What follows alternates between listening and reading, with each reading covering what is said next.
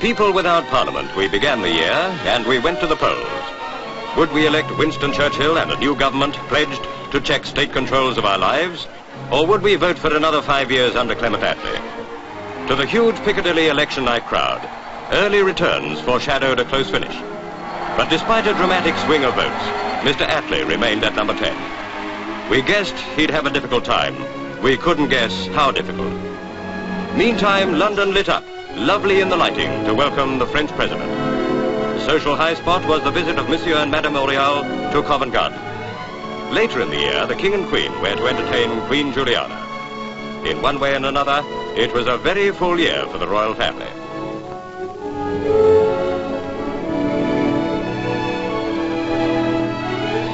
Queen Mary electrified the world when, to raise dollars for Britain, she gave a beautiful carpet she herself had made.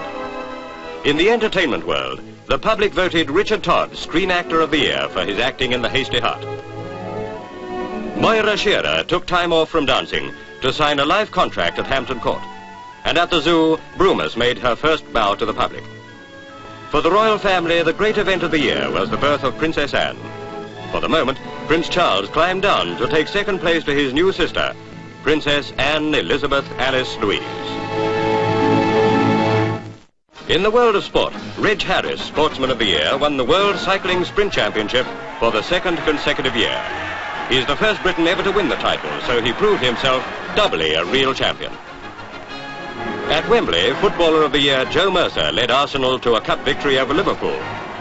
The stunt sensation of the year seemed to be the mass channel swim of 24, but 9 succeeded. Eileen Fenton of Dewsbury won the women's prize, but Lieutenant Abdul Rahim of the Egyptian Army was first across.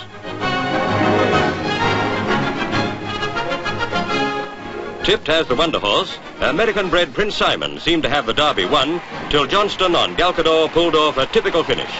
Carr made a desperate effort, and Prince Simon responded gamely, but the post was too near, and Galcador won to recompense Johnston for a short head defeat the year before. As a matter of fact, this was a great year for Johnston, who won 4 of the 5 classics. One who'll soon be after his laurels is Lester Pickett, the 14-year-old jockey who rode 52 winners during the season. There were disasters to sadness. 80 Welsh rugby fans lost their lives in this plane wreck. They had flown to see Wales beat Ireland. Death struck at Journey's End as they returned. And when the Irish mail was wrecked at Penman Moor, there were 400 holidaymakers on board. But 64 lives were lost on duty when Truculent was rammed in the Thames estuary and sank with a great gash in her bows. And they were on duty too at Knockshinnagh when a field subsided into the coal workings. 129 were trapped. All but 13 were saved. Of these, no trace was found. We had our triumphs too. The huge Loch Sloy Dam was completed, trapping water in the Highlands to give Scotland her greatest electrical power station on the banks of Loch Lomond. And Brab 1, biggest civil plane in the world, paid its first visit to London, making an impressive landing at London Airport.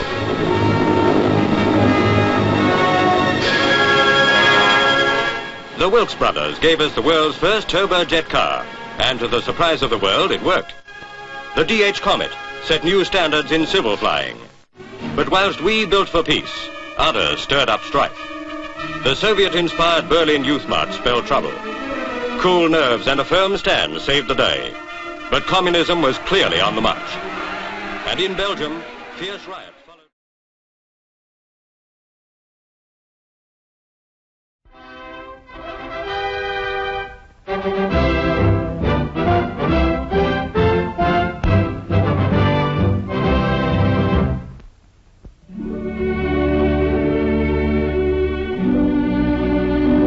As a devastated Korea faces a second winter of war and refugees stream endlessly across the countryside, a shocked America hears from Colonel James Hanley, Judge Advocate of the 8th Army, that 9,600 United Nations prisoners have been wantonly murdered by Chinese Reds since their entry into the war, 2,500 of them Americans. These Department of Defense pictures tell more graphically than words the scenes of horror behind communist lines. With hands tied behind their backs, men were mowed down in cold blood.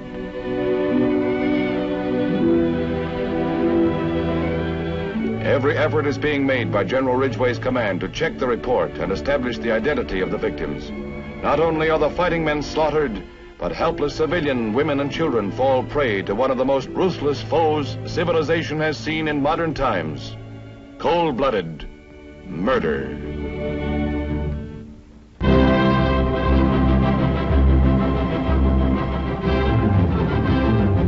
The Cold War specter still hovers over the UN Assembly in Paris, where Western proposals for world disarmament are met with laughter and rebuke by Russia's Andrei Vyshinsky.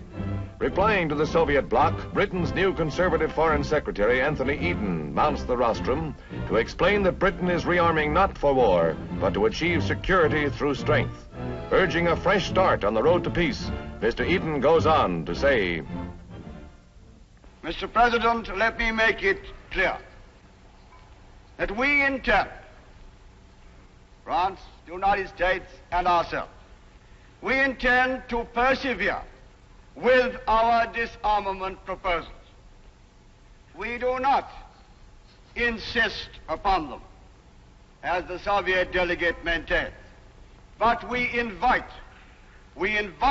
this assembly to examine them with sincerity and goodwill. We ask our critics to study them. We suspect that they've been so busy laughing at them that they haven't really had time to read them. Mr. Eden puts the next move squarely in the Kremlin's lap.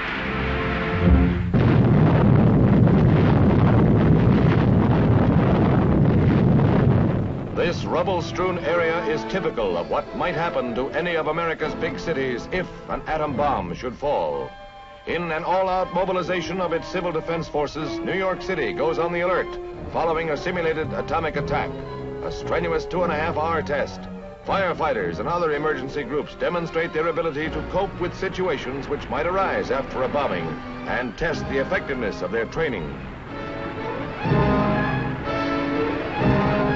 Civil Defense Director Wallander and city officials praised the efficiency of the volunteers. The evacuation of the injured would be of major importance should an A-bomb actually fall on any of our country's busy ports or industrial centers. It's up to all of us to realize the danger and respond to the appeal for civil defense volunteers.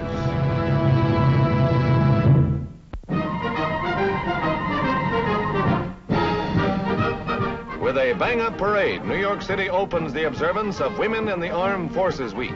All 4 branches of the women's services are represented as the gallant gals march proudly along Broadway to City Hall. The WACs, WAFs, Waves, and Marines are welcomed by Mayor Impellitteri, Helen Hayes, and Mrs. Anna Rosenberg, Assistant Secretary of Defense. In response to a nationwide appeal for an additional 72,000 young women, the largest group ever enlisted from this area is sworn in. Mrs. Rosenberg stressed the responsibility of women to serve in the present crisis. Governor Earl Warren of California tosses his hat into the ring, declares himself a candidate for the GOP presidential nomination. California's favorite son, who ran for vice president on the Dewey ticket, believes that the Republican Party, to win, will have to do more than just criticize the Democrats. It must, he says, present a constructive, workable program to the nation. At a midnight film preview, Frank Sinatra heads a list of celebrities, including his new wife, Ava Gardner, and Robert Q. Lewis. The showing of Universal International's Meet Danny Wilson, in which Frankie stars, is attended by Milton Berle, who gets in a little fast work with the new bride. The cameraman also catches an unusual close-up of Dagmar, whose face is also her fortune. Among the film stars on hand, sporting a set of chin whiskers, is Robert Preston. And a proud mama and papa preview Danny Wilson, in which a young singer wins fame and fortune.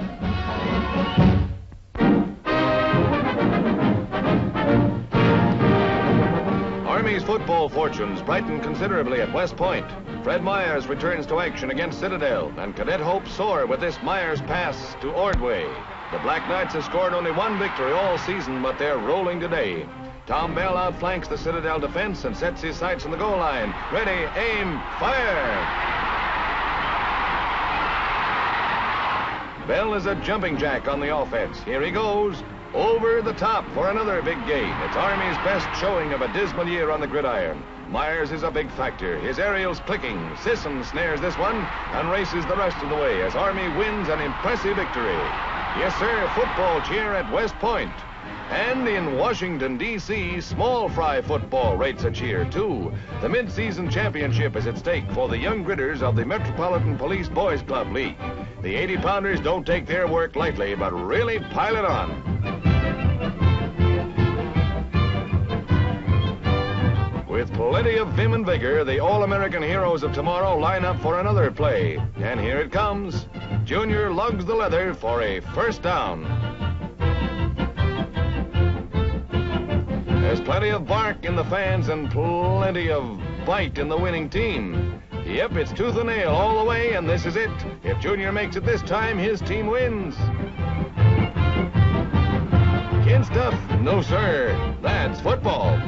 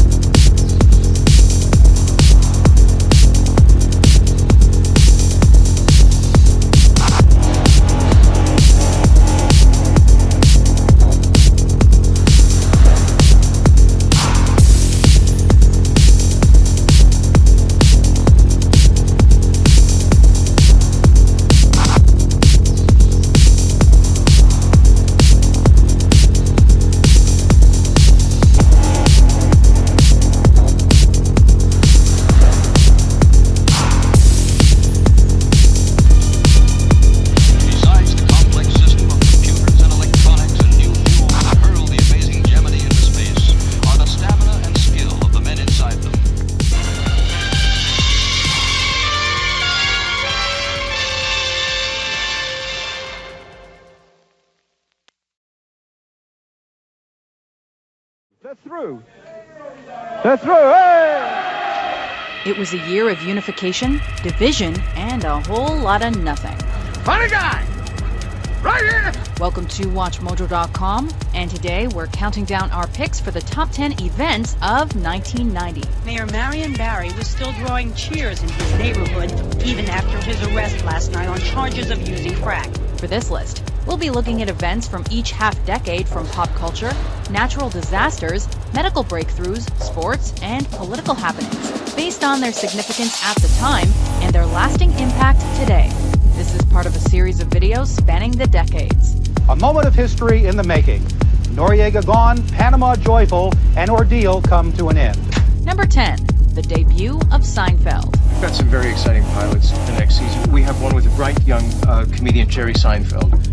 Oh yeah, I've heard of him. Yes, there actually was a pilot made in 1989, but yada yada yada, Seinfeld officially became a series in May of 1990. The second button literally makes or breaks the shirt. Look at it. It's too high. It's in no man's land. You look like you live with your mother. Are you through? Eventually spawning 180 episodes across 9 seasons. The original show about nothing's first season was a scant 5 episodes, and that includes the dusty and mostly unloved pilot from the year prior. And out is one of the single most enjoyable experiences of life. People, you have people talk about we should go out. This is what they're talking about. Despite a terrible title, The Seinfeld Chronicles, Noah Lane, and Kramer being named Kessler, You got any meat? the brass at NBC believed the show had potential, and even canceled a Bob Hope special to fund Seinfeld's minuscule first season. The man is in the car. The woman walks by the front of the car. He honks the This man is out of ideas. However, things were much smoother for NBC's other new comedy, The Fresh Prince of Bel-Air, which debuted in September of that same year. Master Williams, walk this way. Number 9, the premiere of Goodfellas. As far back as I can remember, I always wanted to be a gangster. Starring Robert De Niro, Ray Liotta, and Joe